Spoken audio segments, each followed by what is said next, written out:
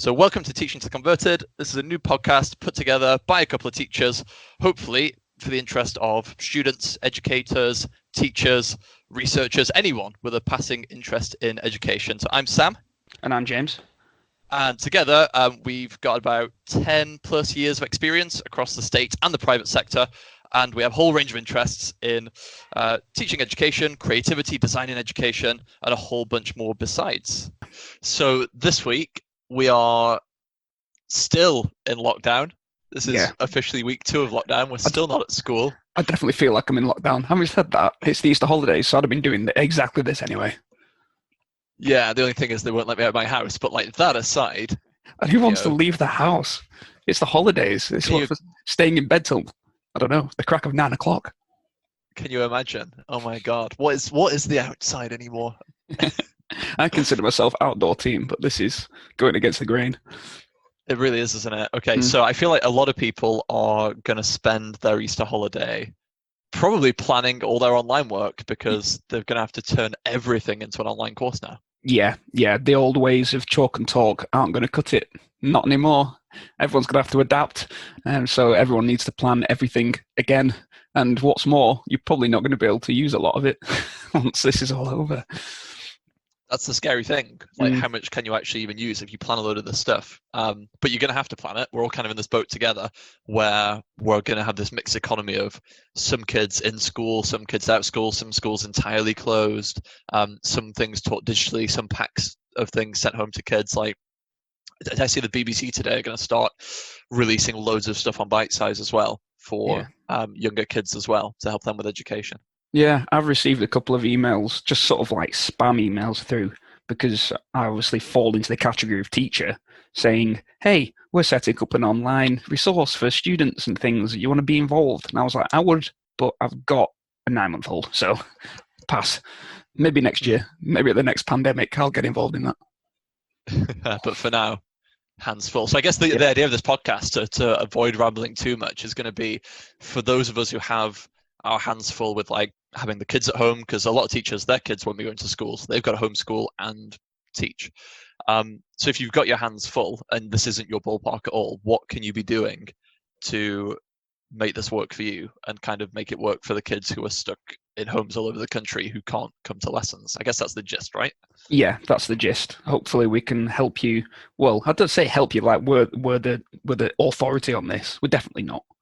You slightly maybe the authority more than me, but neither of us have ever been in this situation before. And I'm going to hazard a guess that nobody listening to this has ever been in this situation before either.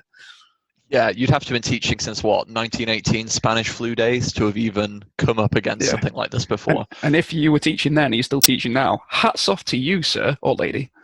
Yeah, but also not hats off to you. You should have really, I don't know, thought about your retirement, thought about your pension, like put into that a little bit. Come on. You're even still working. Retire, for God's sake. So yeah, I guess this is going to be pandemic planning 101, right? Mm-hmm. How do you plan in the new world, in the pandemic lockdown era? Post-apocalyptic. So how do we even structure our lessons? So how do you structure your lessons? That's question number one. I guess a lot of it depends on what your institution is going to do. I think the first thing is you've got to talk to your head of department or your school or your higher up or your line manager or whatever, and just say like, what is the expectation? Because I know certainly for our place, we've rejigged the timetable. We've changed which lessons are going to fall when to make it more manageable for people's home lives. I know some schools are going to have, completely synchronous lessons. They'll use Zoom or Teams or something like that, and they'll have everyone in a kind of podcasted lesson, in a recorded lesson. Yeah, our school just won't. Sorry, go on. Our school has said absolutely no Zoom or Skype because the safeguarding idea makes them nervous, and this is it because it's a completely new situation. Nobody's been here before. Nobody knows what to expect. Nobody knows this. The basic. What do we do? So every school is going to approach it a little bit different. So my school, for example, like I say, has no Zoom, no Skype, no phone calls, nothing. It makes them all too nervous. So that sets me up to teach completely asynchronously. And furthermore, it's going to be difficult to do it any other way if there's no way of me checking to see if they're working at set times, which might be a good thing. You don't know. We don't know. I was listening to a podcast the other day, a Sam Harris one, with a guy who works at WordPress, and he's been working remotely for years, and he was saying that he does everything asynchronously because he has like an international corporation. There's people working in Asia, people working in Europe, people working in the States, and the idea of getting all those guys to work synchronously is just a fallacy. It cannot happen. Gotcha. And I mean, even for a local school, if all your kids are in the same neighborhood, I mean, it only takes some to be the kids of, doctors or nurses or NHS health workers. Some, their parents are working from home. Some, they've got 3 siblings, so they can't all use the computers at the same time in the house. All of a sudden, everyone's schedules just can't line up. So that there's big advantages. If any school leaders are listening, there's massive advantages to asynchronous teaching. Yeah, listen to us carefully. Yeah, asynchronous, I think, it's got loads of advantages here. I think so. One of them, in my mind, is the fact that all the students will want to work at different times. Yeah. Mm-hmm. And then we'll have to work at different times. Yeah. It only it takes one ill relative and some hospital visits, or your parents aren't in at certain times, or they're in a meeting online at certain times, and you're gonna have to work asynchronously. Plus the fact that I remember being at this age, like school age, there was times during my school career where I became nocturnal, and you'll know this all too well, where you just sort of have a completely opposite sleep cycle to your family, and you don't wake before midday, and they're coming off the Easter holidays where that's what they've been doing. So is there even any point in disrupting that cycle? It may be that they only start working after 9 o'clock at night, and that might be something that works for them, but it's going to be different for every student, and it will be interesting to see how different students do it differently as well. That would be interesting. So I'm sure I've read some studies, this is going back like a year or two ago, that was saying that actually kids did better and felt better and were more energized and performed better when their school started at 10 a.m. Yeah. So instead of getting out of bed and dragging yourself out early and getting to school and lessons starting at 8:30, 9 in the morning, having that more chilled out, relaxed start to the day was better for everyone. So maybe there's a chance to trial that sort of thing as well. Yeah, you relax, have your Cocoa Pops. We'll see you at 10. Just you chill out. Exactly. Absolutely. Maybe that will be better. Or, just like you say, like maybe it's more chilled out in these kids' households at 6, 7, 8, 9 o'clock, 10 o'clock at night. Yeah. Where they can just get their heads down and their younger siblings have gone to bed maybe, and they can get some work done then. So then, I think if you give the option to be flexible, I think that's better. Yeah, definitely. So then the next question is, how do we work deadlines around that? Because what are you currently planning to do with regards to setting work and taking work in? So for me, I've been trialing a little bit of asynchronous homework this year anyway, because I've been doing everything through OneNote and I've been trying to do it online. What I've been doing is saying, the school says, set homework on a Wednesday and collect on a Friday. Well, I'm going to just tell you what the homework is at the start of the term, because I roughly know what I want you to do and when it'll fall. And you'll have that entire week. So you won't just have between the Wednesday and the Friday, you'll have Monday, Tuesday, Wednesday, Thursday, Friday of that week, just fit it in when you want to fit it in. And that's worked pretty well. I get it won't work for everyone, but it's worked pretty well. We've been doing something similar at our place. Well, the place that I'm currently in the process of, just left actually, but we have 2 teachers teaching 2 A-level classes. But what we've done is we split the course down the middle, and one teacher has one of the classes one week, while the other teacher has the other class, and then the next week we swap. So my suggestion was, and we went with this through the 2 terms I was working, was I set the work to be finished over the course of the week that the other teacher's teaching them, and she does likewise with the other class. So that means that they receive their homework on a sort of Friday afternoon, and then they've got a week to hand it in, and they give it me on the Monday morning when I have them again. So we've been doing something similar. I think that's what I'm planning on doing here. Instead of saying, okay, you have to do this work at 9 a.m. on the Monday, and then it's due for first thing on the Tuesday, that's not going to work. I think I'm going to set a week's worth of work at a time. Say, this is all due in for a week today. Do it whenever suits you. Yeah. Now, what I would say, to play devil's advocate a little bit, I think there's advantages to that, because you've got this idea of flexibility, you've got this idea of you can do it when you want. But it's worth saying there's been research papers as well that talk about the quality of the time that you spend on a digital course. And quite often, we espouse that it's going to be flexible, or it's going to be, anywhere, anytime sort of teaching. Mm-hmm. But actually, for the people completing the courses, it's less anytime, anywhere, flexible, and it's more when you can fit it in. And it becomes about like the quality of time. And you'll know that there's kids who, if every subject says you've got the whole week, do it when you want, they're not going to budget their time and No, they'll do it last thing on a Sunday night. Exactly. It's all going to be rushed. They're going to get to Sunday night. They're going to go, I've got 20 hours of work to do, and it's going to be horrendous. So I think to some extent, especially in an era where more and more schools are getting rid of planners and getting rid of organizational skills, and we're setting the work online, on Firefly or on some sort of learning management system, and we're taking the ownership of that. I think there's some kids who are going to really struggle to get organized. So I think there's asynchronous, but I think there still has to be, there's scattered deadlines to some extent. So I mean, for us, I will have, a couple of lessons with my year 9s, for instance, in a week. And I'm going to try and make sure that if I see them on a Monday and a Wednesday, that I've got some stuff to send them on the Monday, and they can complete that. They'll have 2 or 3 days to do it, but I will send it on the Monday. And if I see them again on the Wednesday, again, I'll send the lesson through on the Wednesday. And I'll make sure I'm staggering when I'm sending it, so they're not just overwhelmed with just 11 subjects dropping hours of tutelage and extra homework and stuff all at once. Yeah, we're in slightly different situations though, in that you're teaching throughout all the way up, all the year groups up to upper 6th, whereas I am teaching only Key Stage 3 in my new post just for that first term. So I'll only get to see most of my classes once a week anyway. Okay. Oh, well, that's fair enough. Yeah, it's a little bit different for me, but it brings into mind, just you saying that, reminds me of something called nudge theory. Have you heard of nudge theory? I don't think so. You're going to go on, nudge it up. Oh, I'm going to enlighten you. So this is actually an economic theory, and they use it to do things like getting people to vote. Now, there's a slightly different take on it that you can do with regards to education and organization, where, say, you're setting students' work, and I've used this in lessons, and it does work quite well. What I'm doing is, when I'm going around and giving out the homework, say it's a worksheet or what have you, I'll say to the students who I know struggle with organization, when are you planning on doing this? And they'll say to me, they'll think for a second and go, I don't know, maybe Wednesday night. And just the fact that they're doing that means that they are more likely to do it on Wednesday night, just because they've made that plan, if that makes sense. So if there's some way of saying to the students, as you're handing out the work, when are you planning on doing this? It means that they're more likely to schedule it for that time.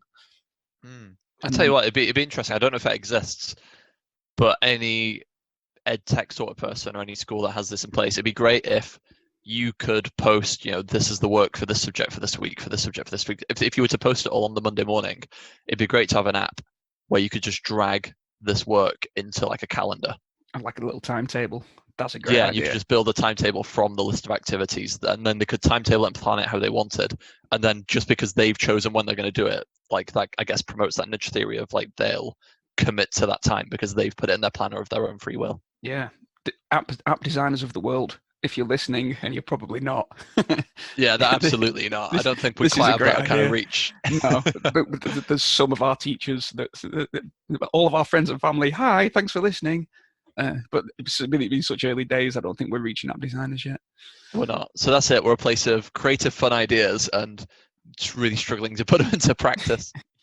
I would say as well, before we move on as well, we've espoused asynchronous teaching being this really good thing, and there's advantages. I mean, the course that I'm on at the moment, my master's degree is pretty much all asynchronous. We get at the start of every week or two, we get our tutor comes on and he's got a 10-minute voice recorded message where he introduces everything and talks through what you're going to do. But you can do the reading and do the activities and whatever whenever you want.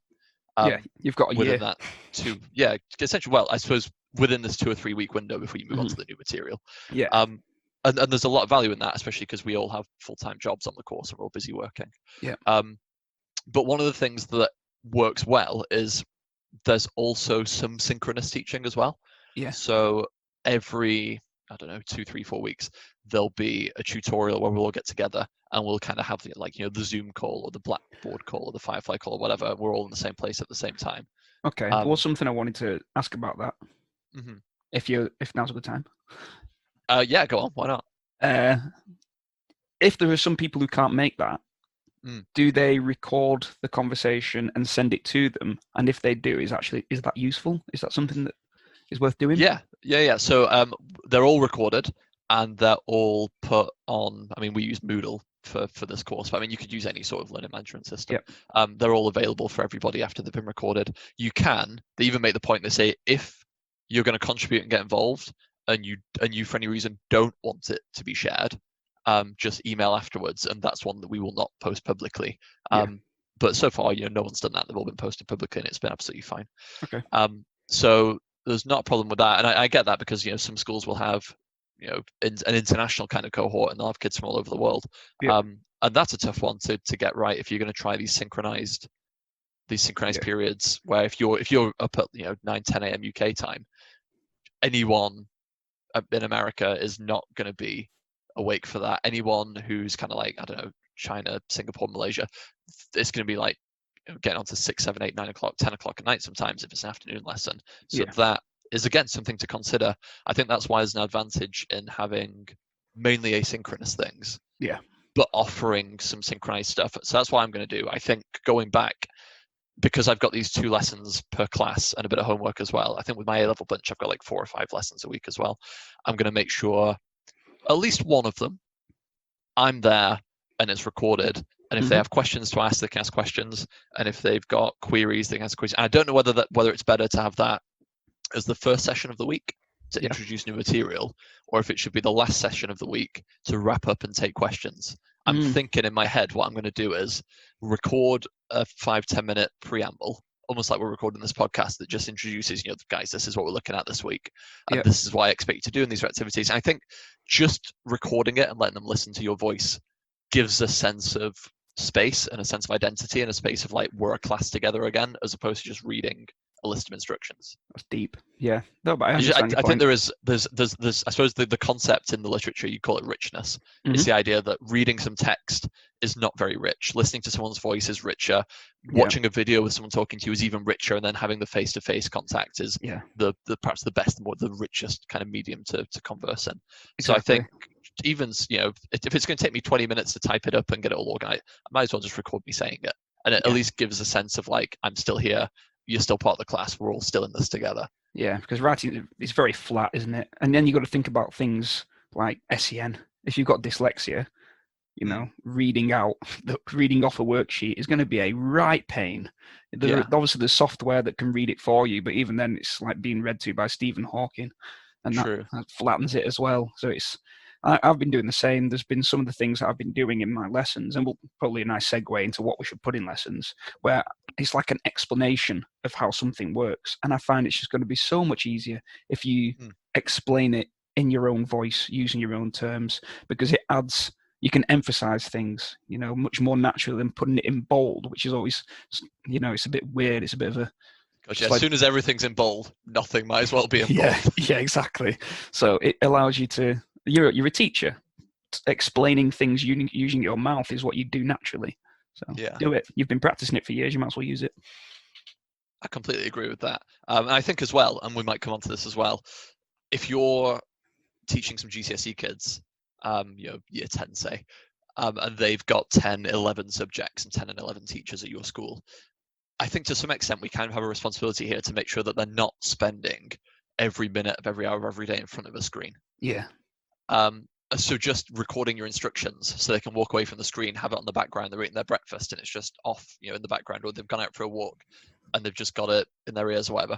I think that has a lot of mileage as opposed to just another bulky list of instructions, because everyone will be doing that. I think spend the 5-10 minutes, just record it. There's every computer and iPad and phone and whatever else has some way to record audio. Yeah.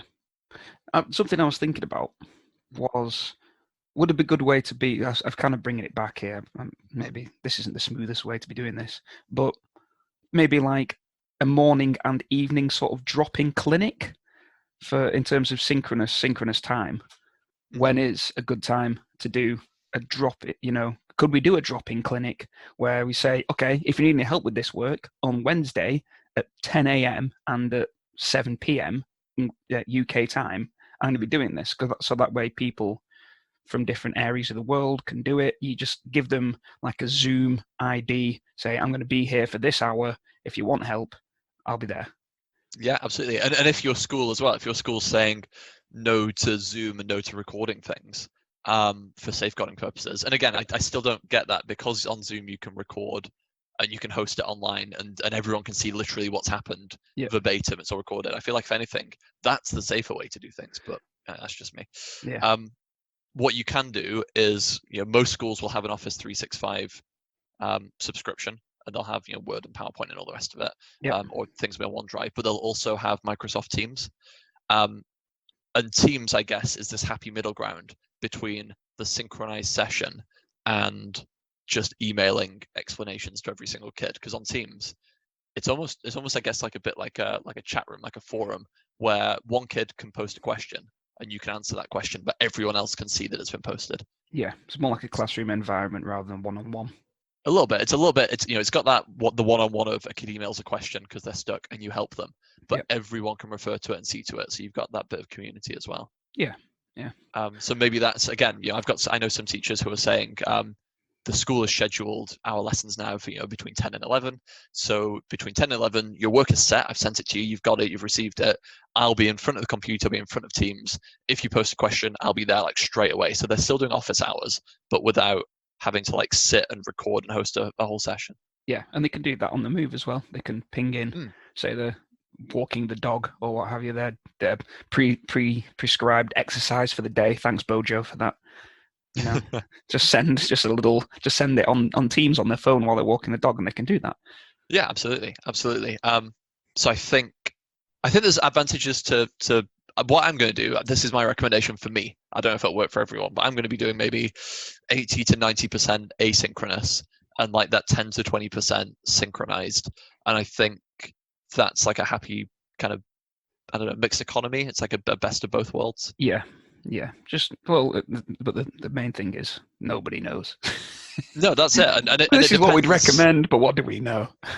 I think as well, it depends entirely on like what your teaching style is. I mean, my teaching style, I love fun activities and exploration, and these kids are kind of working out from scratch themselves, and I'll be there on hand to answer a question if I'm needed. So this fits me quite well. If you're the kind of teacher who spins a very good yarn and you're great at being this personal communicating kind of, if that's your thing, the old chalk and talk approach, a Zoom session, a Microsoft Teams session, maybe that is your go-to to keep on top of everything.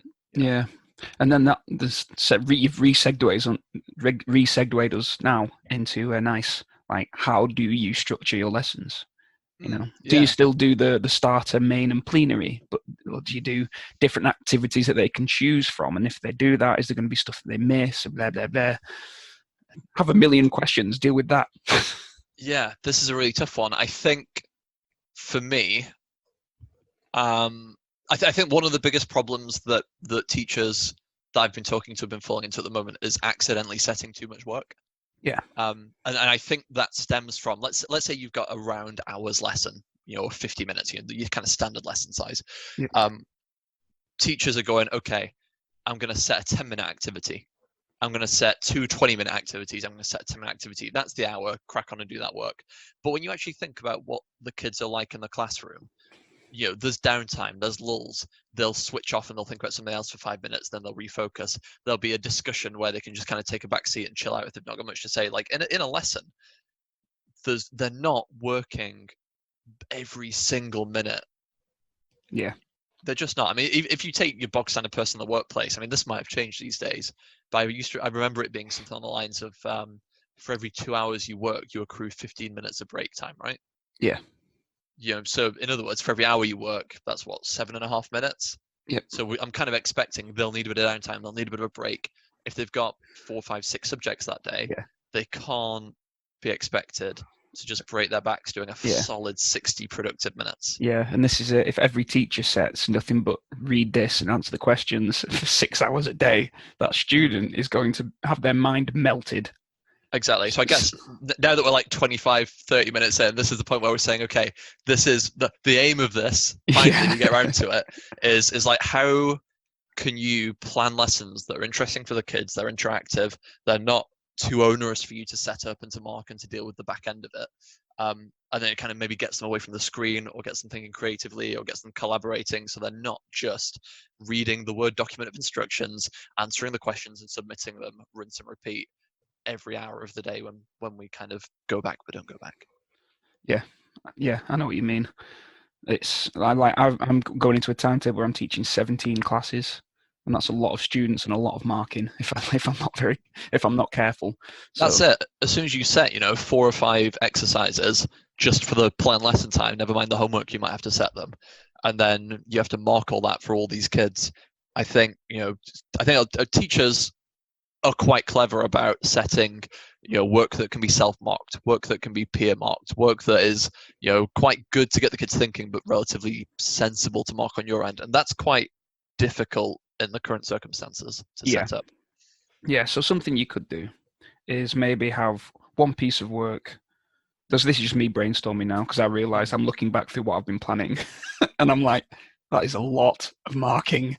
So I'm thinking maybe what I'll do is I'll change it up a little bit to say, I want one piece of work a week that I'll mark, and then maybe another piece of work that I can send them the mark scheme, like towards the end of the week, so they can look through it themselves, something like that. Yeah, I like that. I Yeah. like anything that is. I'm trying to go for things that are creative. Yep. First and foremost, and I've been trying to think as well of activities that they can do that get them away from the screen first and foremost, that Yeah. will keep them engaged and thinking and active, but don't require all the paperwork on my end and all the like horrible concentrating in front of a screen on there. So one thing that I was thinking that they could do, being a biology teacher, I've got these first years who will be doing cell structure. Get into your recycling, make me the best model cell out of the recycling in your house that you can. Yeah, and being a physics teacher, I have set a few experiments as well, little experiments they can do from home. So one of the things we're doing is infrared radiation, and an experiment they do at home is that they get like a patch of their hand, color it black with pen, and then hold it out in the sun and see if it feels any warmer than the rest of their hand, which isn't colored black. And Interesting. it's just little stuff you can do like that. But though if it's not a sunny day, I've realised there's an issue there. So I've said, turn the iron on for 30 seconds or so and put your hand near it. Now, I was talking to my head of Ooh. department, this is it. And she suggested sending the risk assessment to the students and also to the parents and Now say, that like, I like. I like that. if they're gonna do this, make sure that they don't pick up an iron and put it on their face. Yeah, but I tell you what, there's a whole aspect there of getting the kid to maybe sit down with their parents, or to sit down and have a think about why is a risk assessment important. I'm outside of the classroom. I'm in my own space now, using relatively dangerous, if you're not careful with them, household equipment. Like, this is why we write risk assessments, and in Yeah, class it's largely done for them. But I think there's a lot of mileage in that sort of thing. yeah, and it's an opportunity to learn something they wouldn't usually, I suspect, get to learn, because when else are they going to have to write their own risk assessment for an entire experiment? Well, say write their own, but actually think about it, because they're not being supervised by a teacher per se. A teacher who's got eyes in the back of their head and knows full well when a student's trying to set fire to the classroom. Yeah, If absolutely. they're at home and they could set fire to the house, though they're realizing at this stage, I actually need this house to live in. Yeah, I need it for shelter and to keep the virus out, so best keep it secure. How am I supposed to self-isolate when I don't have a house? Exactly. So I think what else am I trying to do? I'm trying to, especially because springtime's coming up and we're doing a lot of like flower structure and reproduction and plants and stuff like that. A lot of stuff that gets them out in their back garden, identifying birds and bees and flowers and plants and things, and like building up. I guess you call it like an almanac, like a little book of what they've got going on in their own little gardens and things. Yeah, I think that sort of thing is really good. Gets them away from the screen. yeah, Um, I think it's all well and good talking science, but if you think about other subjects, if you're in English, are they going to sit and read a play and give some explanations of it, or can they record a play? Can they podcast a play with their friends? Can they video their own sections of it and splice it together into and try and do a video of it? Could they? I'm just thinking things like that. If you're a languages teacher, if you've got yeah. connections in other schools, can you put them in touch with these isolating French kids and German kids and Spanish kids? That might be, of all the times that you could have a pen pal in a different country, what a great time to build some connections and get people chatting and get them all practicing the language. That is a shout. Yeah, I never thought about that.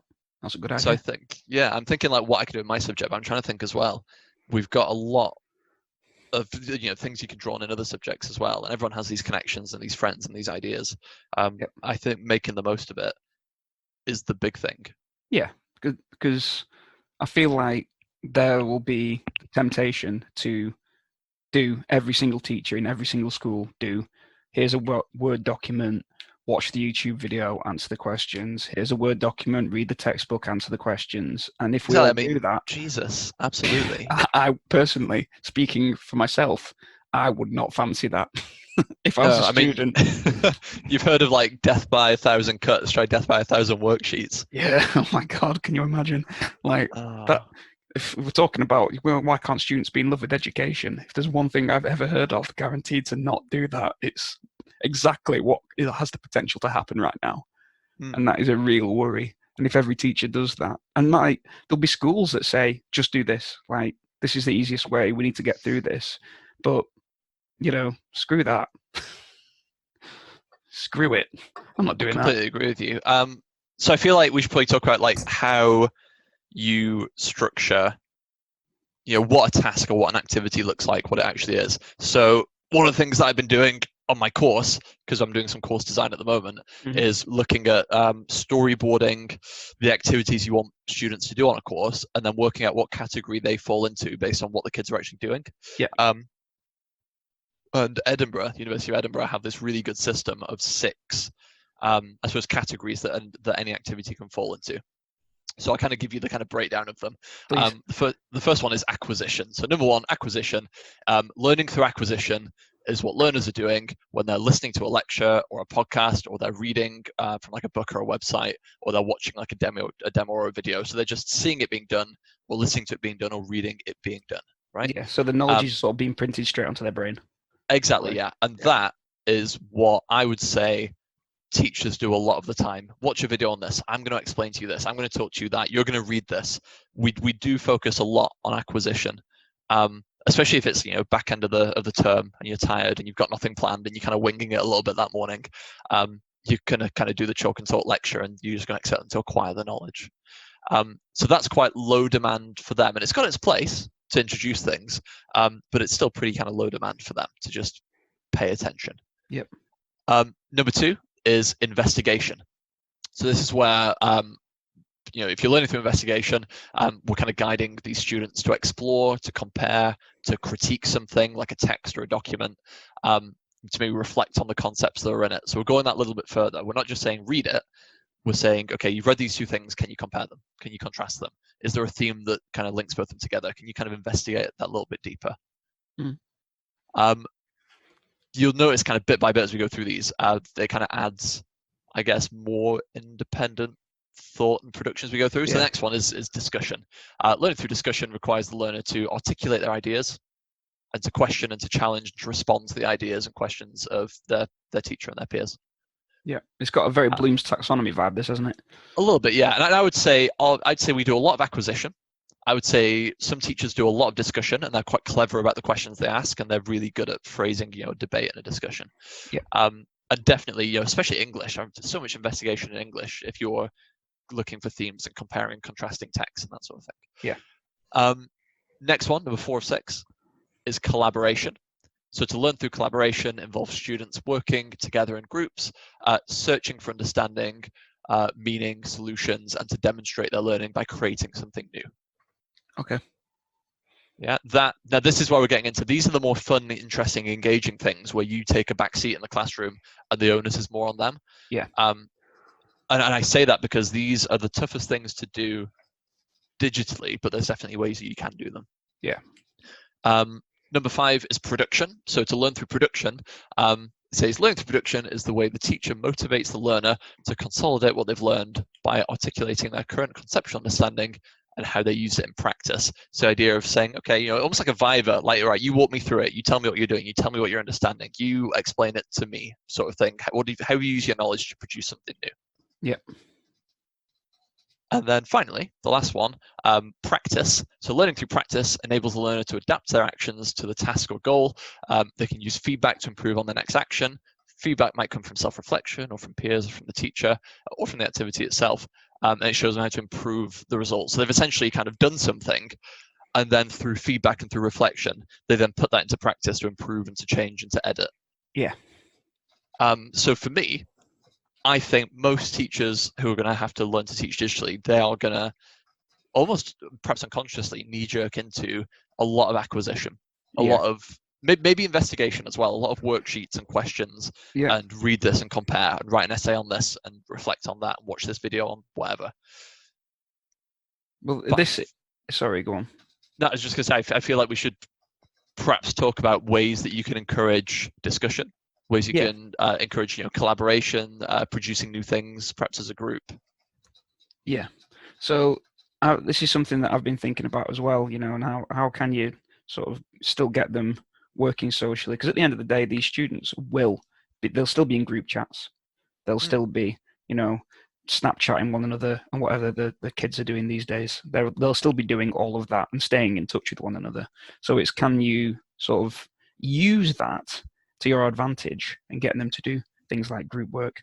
But I'm going to DA for a little bit, just a bit of quality DA time, a bit of devil's advocate. Mm. How do you know doing these sort of group activities and things? Because this is the concern. This is why teachers tend to go for that first rung of the acquisition stage, is because they're guaranteeing in their mind, because they're in control of what's being said and done, that there aren't going to be any holes, there's not going to be any gaps. They're not going to be missing some key piece of information that's going to come up in an exam. How do we guarantee I that's not going to happen? I I I agree with you in the sense that I agree that's what teachers think, Yes. but I think it's a massive misconception that teachers have, and I think it's a safety blanket that teachers wear. Yep. I feel like, yeah, I can stand at the front and we might be covering, I don't know, flower structure, and I can say this is a stamen and this is a stigma and this is a carpel and whatever else.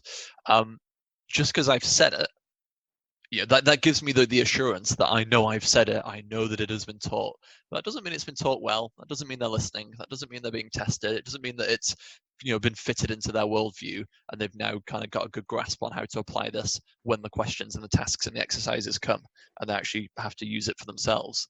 So I think we use it as a blanket to have to be able to almost have that deniability and say, yeah, you know what, I have taught this, and if they didn't get it, that's on them. And I think that's kind of unhealthy, actually. Yeah, it's right here in my notes. Like, what do you mean I never taught it? Exactly, yeah. When in reality, I guess the teacher shouldn't be saying, I know I taught it. They should be saying, do I know that I taught it well enough? And I think that's why I'm reluctant at the moment to just pile on the acquisition, because I know in my head I could fall back on this when we come back in September, say, and go, well, I know I taught it because look, I set this worksheet and this worksheet and this worksheet and this worksheet. Why don't you remember any of it? And actually, that's because they weren't able to collaborate and act on the feedback to refine their ideas and produce something new. They weren't able to discuss and hash out the details. Yeah. It's not been sort of encoded into that long-term memory. It's just sat there in the short-term memory when they were doing the task or listening to you talk, and then it vanished over time. Exactly. So in my head, like at the moment when I'm planning my A-level work, I'm trying to think, how can I factor some acquisition and investigation in. There's nothing wrong with that. Yep. It certainly serves a purpose, but how can I make sure I've got that balance of discussion and collaboration? Yeah. And production and practice as well. These are the big four. So I'm trying to think, like, some of the activities I've set, I've got them, because we're going to move on to infectious disease, I've got them each researching an infectious disease in detail and then asking them to record a podcast together where one acts as the specialist and two acts as like the students asking questions, almost like a hot seat kind of thing, I guess.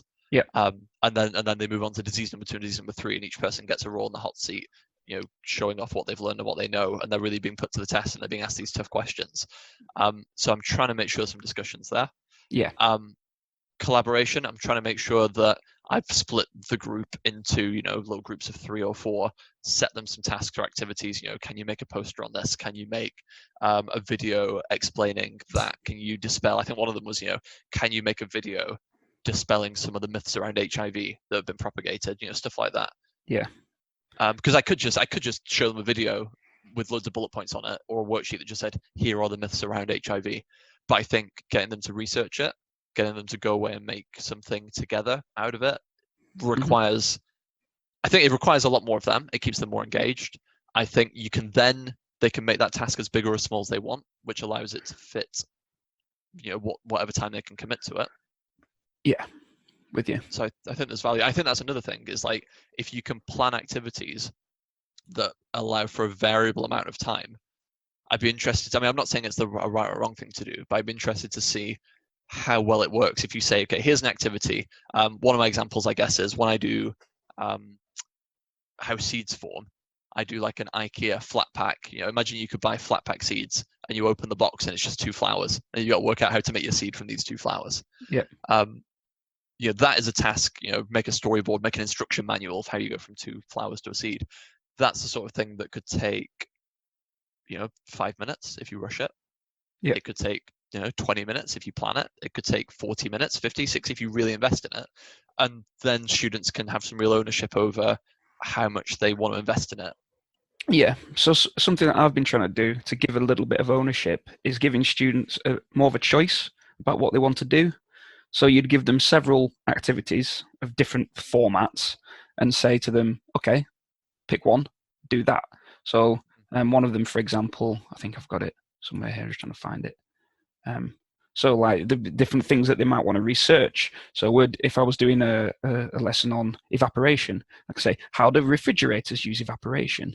And you can make a PowerPoint, or you can make a poster, or you could explain it to me, or you could write 100 words on it. And it's up to them how they sort of feed that work back and how much they want to invest in it. But then there's also how the dogs stay cool, and why is humidity a problem for sports people in hot countries? And they're all focused on evaporation, but it may be that because the student finds one of them more interesting, they're more likely to invest into it and put a little bit of time and interest in what they're doing, instead of it just being answer this question. Yeah, absolutely. And I guess to some extent, it's just differentiation, really, isn't it? You've got this idea of differentiating by outcome.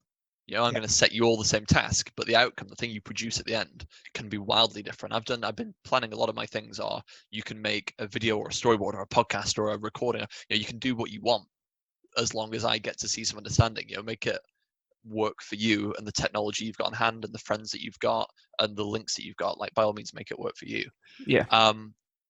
Or you can have this idea of get them engaged by having 3, 4, 5 different activities that actually all kind of have the same theme. And eventually we'll kind of have a similar outcome as well. Yeah. But so I'll try. So I think there was a lesson that I planned where there was 3 different research topics. One of them was sort of engineering based. One of them was sort of medicine based. And the third one was sort of like a straight science based. And it meant that if they were more sort of, I'm doing physics so that I can go on and study engineering, then that's one thing. Or if I'm doing physics to go along with my biology with a view to doing medicine, then they can do another question. It kind of tailors a little bit more to what they're trying to get out of it, if that makes sense. Yeah, absolutely. One thing that I've done this when I've been doing revision classes before, but I'm tempted to do this for an actual teaching class. I might try this out.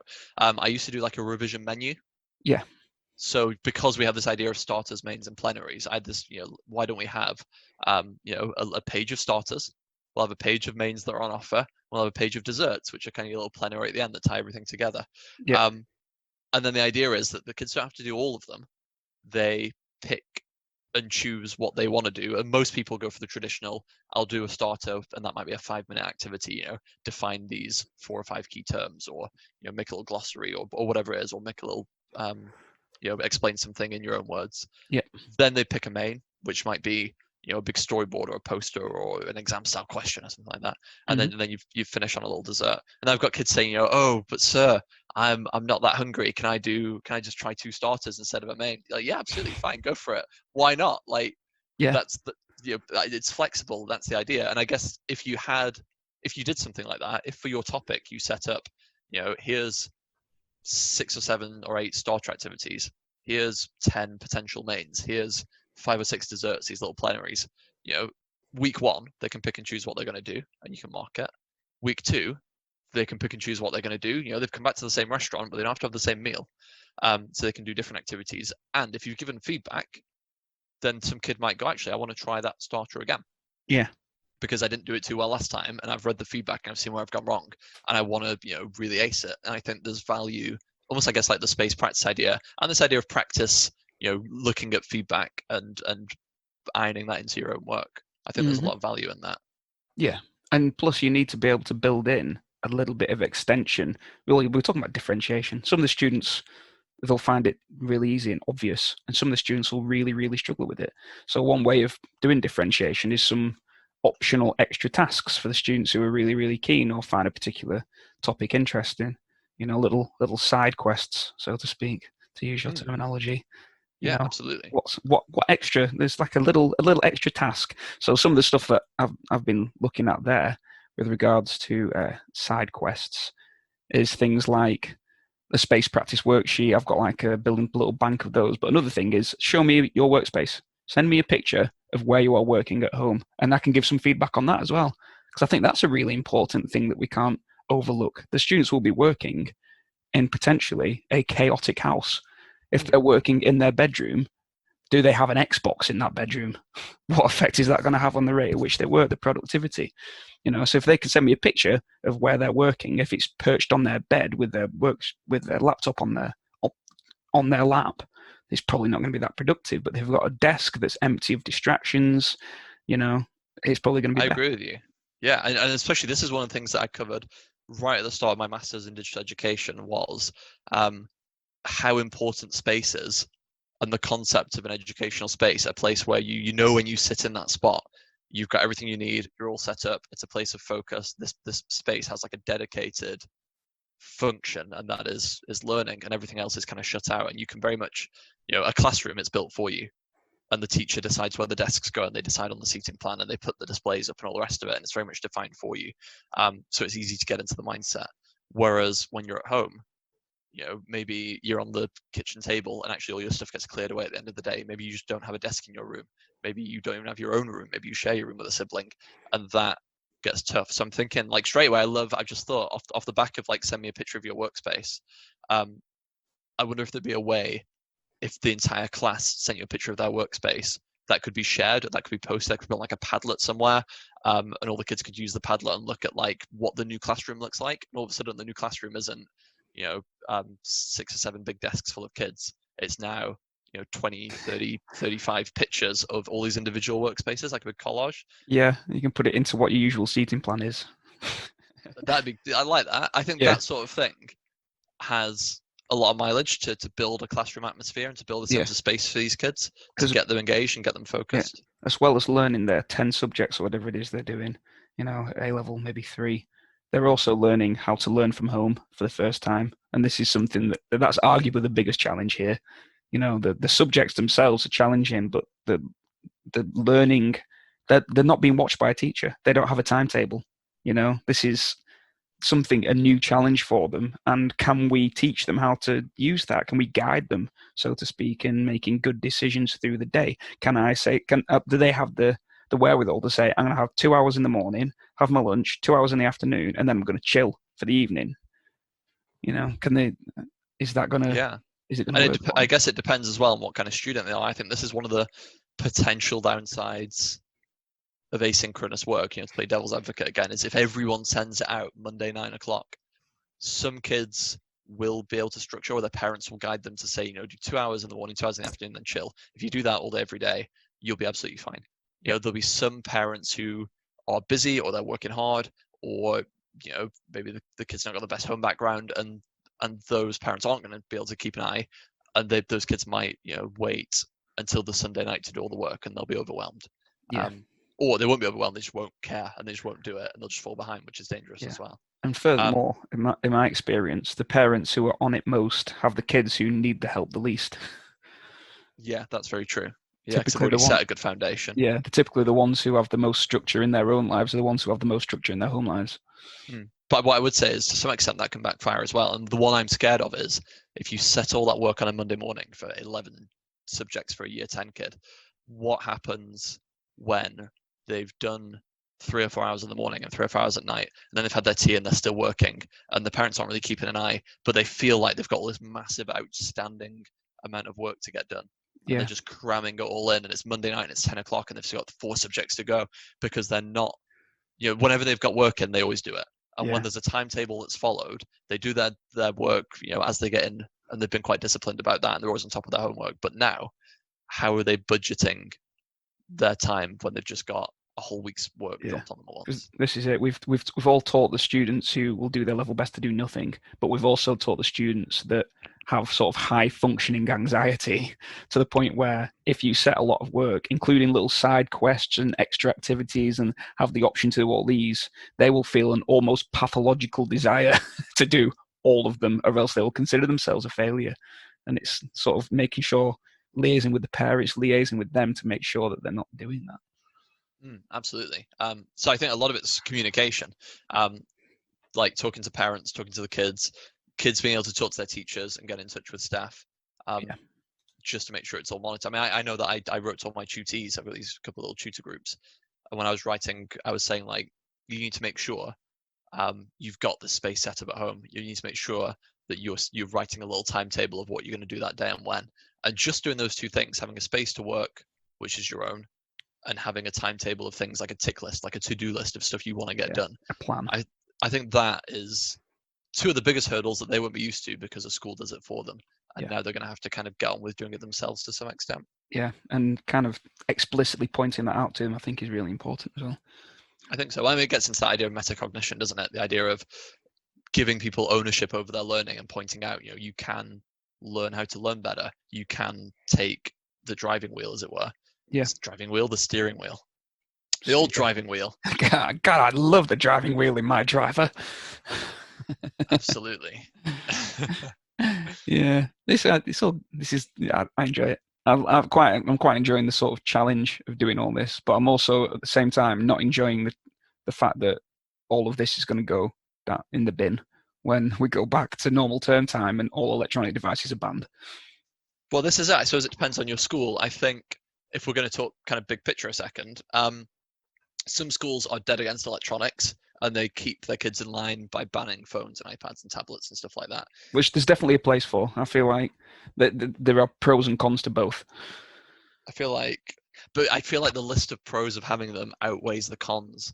Yeah, the reason I'm saying this is I'm trying to be diplomatic, because I know that there'll be people who are currently working at my new school and have made these decisions. That is true. Yeah. To be fair, I respect that there's higher ups who don't want to see that technology in the classroom and they're not comfortable with it and they don't want the kids to have it and use it. And I feel like, I mean, I can say what I like because we use technology where I am and it's used to great avail. And actually, we're very well prepared for this. And that a lot of us have been teaching digitally for a year or two anyway. Not completely digitally, but a lot of stuff is hosted online, so it's not been too tough a transition. But I wonder, maybe this is a message for those people who do run the schools and make decisions. Are you banning devices because kids are guaranteed to screw around and prat about and do worse if you ban them, like if they have them?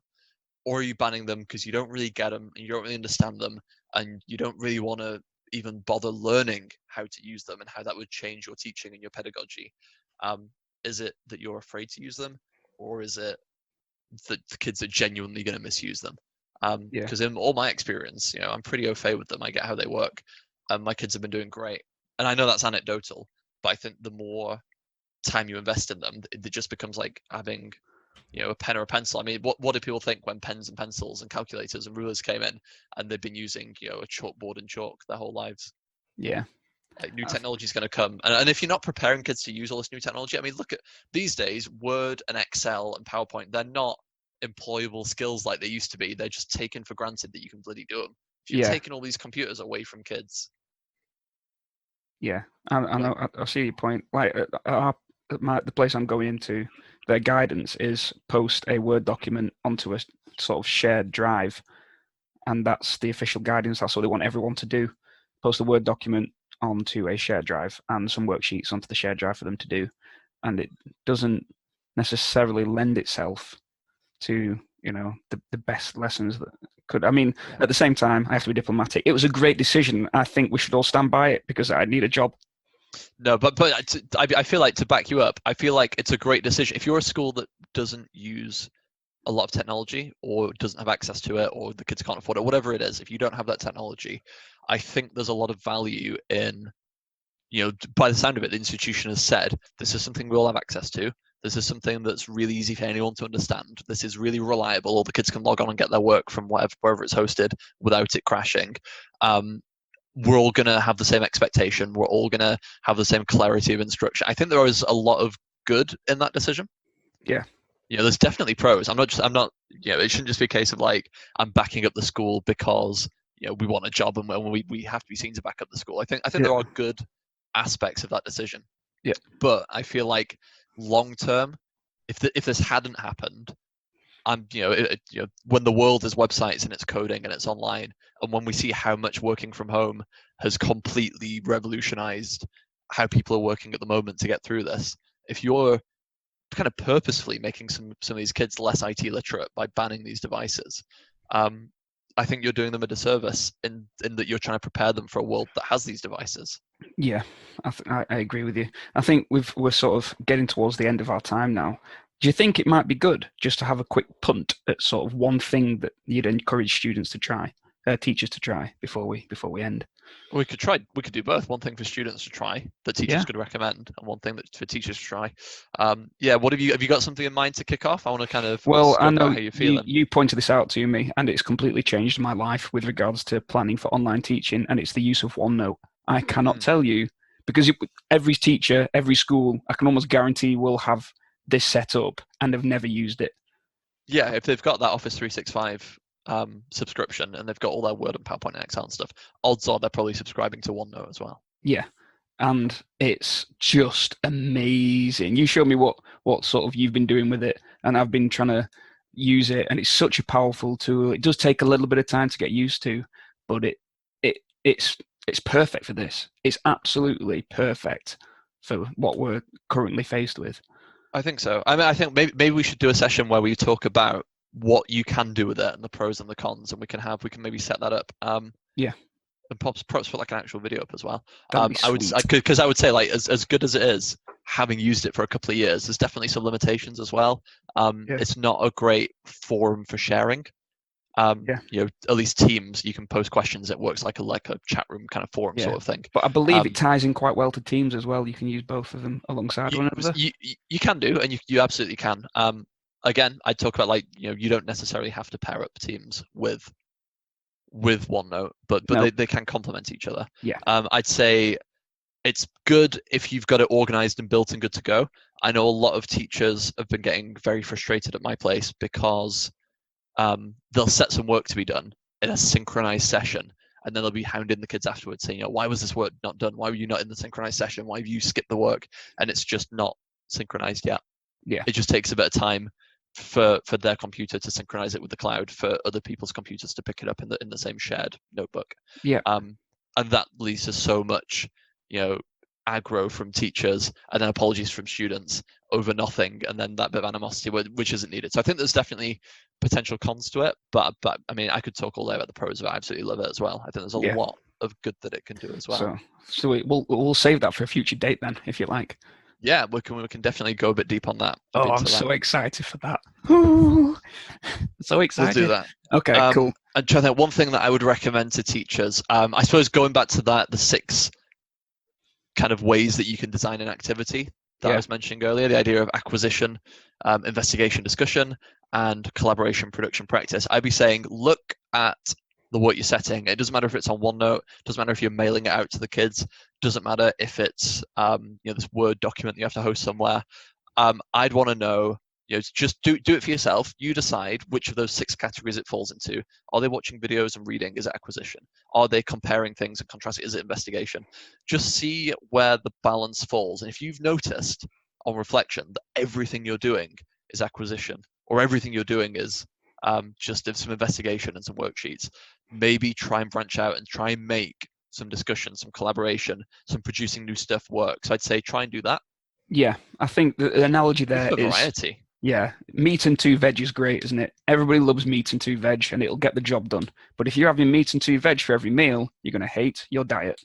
Yeah, well, it's not even that. It's more like veg and 2 veg. If you're just having veg and 2 veg, at least meat and 2 veg, there's a bit of variety. Unless you're a vegetarian, which we're also okay with.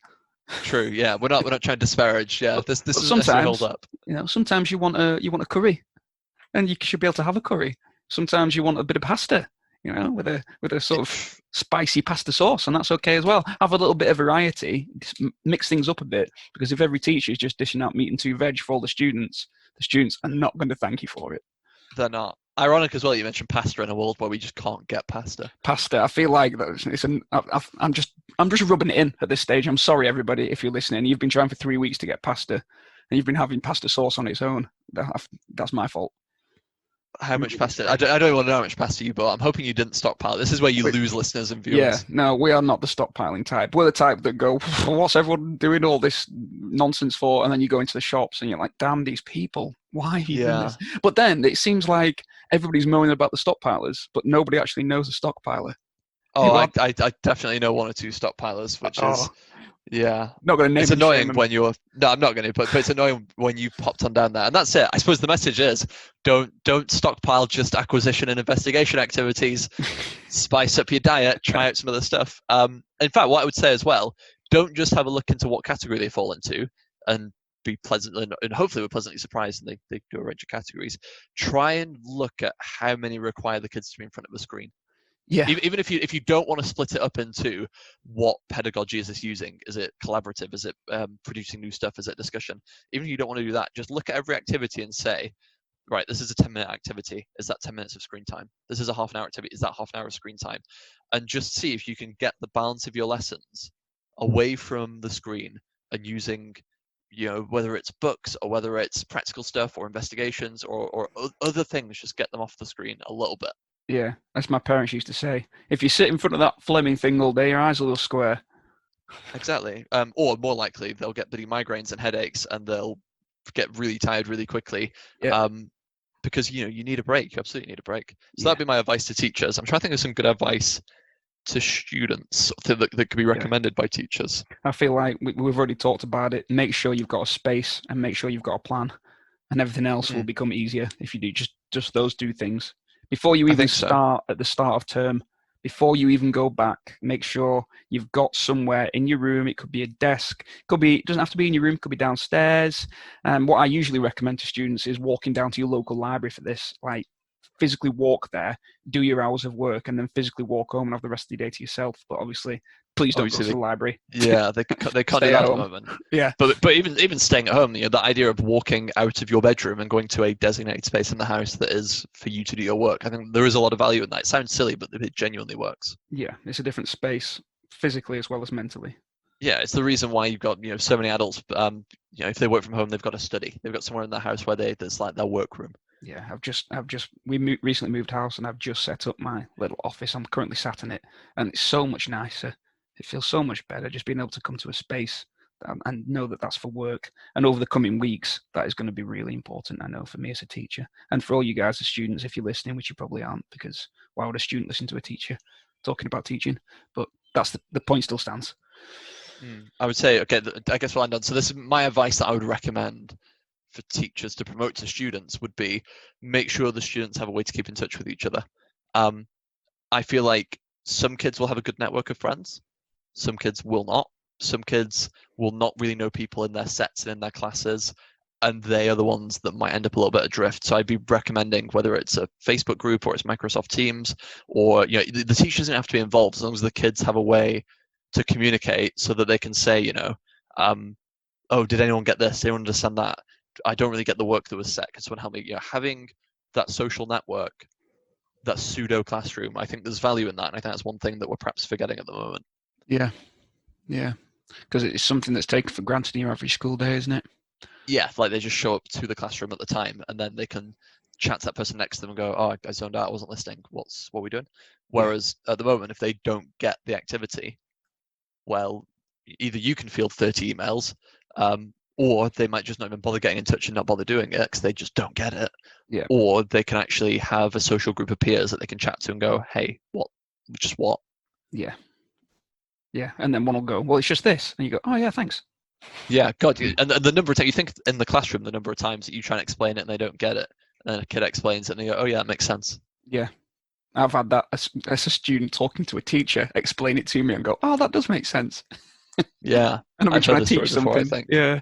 Well, that's a story for another day, though, because we are just about out of time. We're just there, aren't we? Okay, well, in Yeah. that case, I guess our next session might be a OneNote session, or it might be a teaching standardsy thing. We'll see how long this goes on for and what the appetite is. Yeah. If you've got any questions or you've got any advice, or you want to just rip us a new one and say all this advice is horrendous, how Yeah. dare we question what your school is doing? Yeah. Just get in touch. We want to hear the good and the bad and the ugly, I think. Yeah. Though Yeah, please, everything. Just get in touch. I think we'd really appreciate some sort of feedback, just so we know that we're not just preaching to the choir or teaching to the converted, so to speak. Or peeing into the wind. Peeing into the wind. That's a good. It's just teaching generally. Yeah, At the end of 2 absolutely. years, they still know nothing. You've just peed into the wind for 2 years. Yeah, and after a few years and you have a bit more experience, you try and make sure it's a light breeze when you start peeing as opposed to a gale. Or turn your back and try and pee the other way. Ideally, I mean that's what we're trying to do. Right, okay, let's call it a day there then. Yeah, So hopefully we quick. hear from you. Otherwise, see you later. Yeah, thanks folks. Bye bye.